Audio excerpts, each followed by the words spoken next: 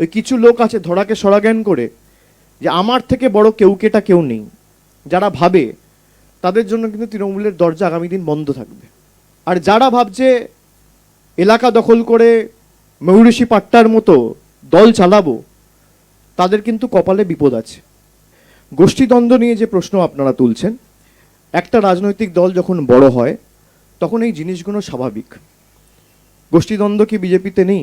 গোষ্ঠীদ্বন্দ্ব কি সিপিএম যখন ক্ষমতায় ছিল তখন ছিল না? গোষ্ঠীদ্বন্দ্ব সব জায়গায় থাকে। একটা বাড়িতে একটা পরিবারে যদি 6 জন থাকে, 6 জনের মধ্যে 4 জনের ঝগড়া থাকে।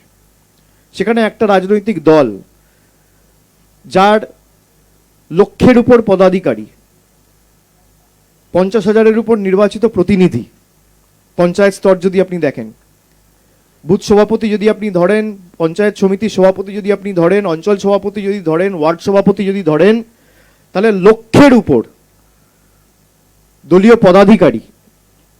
তো এত বড় পরিবার, সেখানে 2-4 জনের মধ্যে মনোমালিন্য, মতভেদ থাকতেই পারে এবং এটা স্বাভাবিক। সবার মধ্যে যখন একটা এনভায়রনমেন্টে কাজ করেন, আপনারা অফিসে চাকরি করেন, কাজ করেন, আপনাদের সাথে কারোর মতভেদ থাকতে পারে না? থাকে। একটা অফিসে যদি 100 জন চাকরি করে, কতজনের সাথে কতজনের সমস্যা হয়? এটা পরিবারের নিয়ম, এটা সংসারের রীতি নীতি। কিন্তু তার মানে এই না যে আমি যা ইচ্ছা করে বেড়াবো। যদি কেউ কোনো রকমভাবে দলকে দুর্বল করতে চায়, তার বিরুদ্ধে বিগত দিনেও দলীয় শৃঙ্খলা কমিটি ব্যবস্থা নিয়েছে, আগামী দিনও ব্যতিক্রম হবে না। এবং কোনো অপরাধের সাথে যদি কেউ যুক্ত থাকে, রাজ্যের পুলিশ প্রশাসন দলমত নির্বিশেষে তার বিরুদ্ধে কঠোর থেকে কঠোরতম ব্যবস্থা নেবে। মুখ্যমন্ত্রী তার বক্তব্য রেখেছেন, স্পষ্ট করে বলেছেন যেই যুক্ত থাকুক কাউকে রেয়াত করবে না। এবং এই যে ঘটনাগুলো ঘটেছে, কোনো সরকার জ্যোতিষ বা গণৎকার নয় যে আগে থেকে আমি জানতে পারলাম এই ঘটনাটা ঘটবে, এটা আটকাই।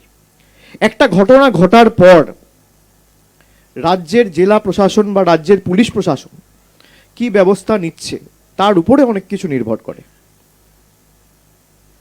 যে মালদার যে ঘটনা দুলাল সরকারের আপনারা বলছেন, তারপরে আজকে পুলিশ ব্যবস্থা নিয়েছে, হ্যাঁ কি না? উত্তর হচ্ছে হ্যাঁ। দোষীরা গ্রেপ্তার হয়েছে, হ্যাঁ কি না? উত্তর হচ্ছে হ্যাঁ।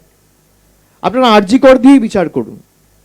যেই সঞ্জয় রায়কে 24 ঘন্টার মধ্যে কলকাতা পুলিশ গ্রেপ্তার করেছিল, সেই কেস সলভ করতে সিবিআইয়ের 5 মাস লেগেছে। 5 মাস। যেটা 24 ঘন্টায় কলকাতা পুলিশ করেছিল, সেটা সিবিআইয়ের 5 মাস লেগেছে। কেন? এই প্রশ্নও তো আপনাদের করা উচিত। কেউ যদি ভাবে দলে যেমন ভালো লোক থাকে, খারাপ লোকও থাকে, প্রত্যেকটা দলে থাকে, প্রত্যেকটা পরিবারে থাকে, প্রত্যেকটা ঘরে থাকে। সবাই যদি ভালো হতো তাহলে তো অপরাধ শূন্য হয়ে যেত, তাহলে তো স্বর্গ হয়ে যেত সমাজটা। তা তো নয়। কিন্তু সমাজে খারাপ লোকের থেকে ভালো লোকের সংখ্যা বেশি, সেই জন্য সমাজটা আজও বেঁচে আছে। অপরাধ তো অনেক জায়গায় হয়। বিজেপির কত লোকেরা কত কিছু করেছে। অজয় মিশ্র, তার ছেলে কৃষকদের উপর, আন্দোলনরত কৃষকদের উপর গাড়ি চালিয়ে চলে গেছিল লক্ষিমপুর খেড়িতে, আপনারা ভুলে গেছেন? তারপরেও সেই অজয় মিশ্রকে টিকিট দেওয়া হয়েছে।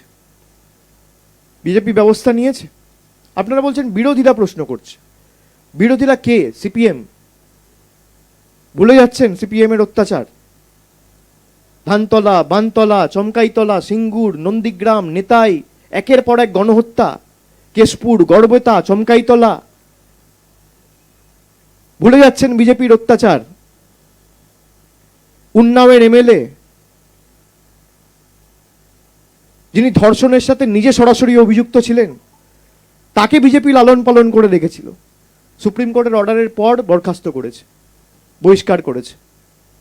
ব্রিজভূষণ সিং, দেশের হয়ে যারা স্বর্ণ পদক জিতেছে কুস্তিগীরদের সাথে শ্লীলতাহানি করেছে, মেয়েদের সাথে, মহিলাদের সাথে, সেই ব্রিজভূষণ সিংকে আড়াল করেছে বিজেপি দিনের পর দিন, মাসের পর মাস, বছরের পর বছর। প্রশ্ন করে কে? আর এখানে আমরা যখন বলেছি জিরো টলারেন্স, জিরো টলারেন্স, একটা ঘটনা ঘটলে ঘটে যাওয়ার পর কি ব্যবস্থা নিচ্ছে, ঘটার পরে সেই পুলিশ প্রশাসন কি ব্যবস্থা নিচ্ছে, দলের নেতৃত্ব কি ব্যবস্থা নিচ্ছে, পার্টির ডিসিপ্লিনের ঊর্ধ্বে কেউ নয়। তৃণমূলের একজন বুথ স্তরের কর্মীকেও দলের ডিসিপ্লিন মেনে চলতে হবে, দলের জেনারেল সেক্রেটারি হিসেবে আমাকেও সেই একই শৃঙ্খলা ডিসিপ্লিন মেনে চলতে হবে। দলীয় শৃঙ্খলার ঊর্ধ্বে কেউ নয়। শৃঙ্খলা পরায়ণ হয়ে দল করতে হবে, এটা মানুষের দল। আমি আপনাদের মাধ্যমে তৃণমূলের প্রত্যেকটা কর্মীকে এই বার্তাই আজকে দিচ্ছি যে মানুষ আমাদের নির্বাচিত করেছে, মানুষের জন্য কাজ আমাদের করতে হবে, কিন্তু মানুষের কাজ করতে গিয়ে ওই কিছু লোক আছে ধরাকে সরাজ্ঞান করে যে আমার থেকে বড় কেউকেটা কেউ নেই, যারা ভাবে, তাদের জন্য কিন্তু তৃণমূলের দরজা আগামী দিন বন্ধ থাকবে। বিনয়ী হতে হবে, বিনম্র হতে হবে, মানুষের কাছে হাত জোর করে পৌঁছাতে হবে, সারা বছর থাকতে হবে। আর যারা ভাবছে এলাকা দখল করে ময়ূরীষি পাট্টার মতো দল চালাবো, তাদের কিন্তু কপালে বিপদ আছে। এই একই ভুল সিপিএম করত, এই একই ভুল অন্য জেলায় বিজেপি করেছে। আমরা মানুষের দল, আমাদের সাথে সিপিএম, বিজেপি, কংগ্রেসের বেসিক একটা পার্থক্য, ডিফারেন্স রয়েছে। এই যে আমি সেবাশ্রয় ক্যাম্প করছি, এবছর তো কোনো নির্বাচন নেই, আমি কেন করছি? আমাদের এটা কাজ, আমাদের এটা জনপ্রতিনিধি হিসেবে দায়িত্ব, কর্তব্য, দায়বদ্ধতা। মানুষ যদি আমাদের উপর আস্থা রাখে, ভালোবাসা রাখে, কত চেষ্টা করেছে, কি না করেছে। সন্দেশখালী থেকে শুরু করে আরজি কর, মানুষ দুহাত তুলে তৃণমূলকে আশীর্বাদ করেছে। যত কুৎসা হয়েছে, মানুষের জনসমর্থনের ভিত আরো শক্ত হয়েছে। তারপরে আমাদের মানুষের জন্য যদি না করি, তাহলে কার জন্য করব? রাজনীতিতে বিজেপি, সিপিএম, কংগ্রেস এরা রাজে বিশ্বাস করেছে, আমরা নীতিতে বিশ্বাস করেছি। দুটোর মধ্যে পার্থক্য রয়েছে। তৃণমূল কংগ্রেস সমর্থকদের বুঝতে হবে, কর্মীদের বুঝতে হবে। এটুকুই আমার বলার।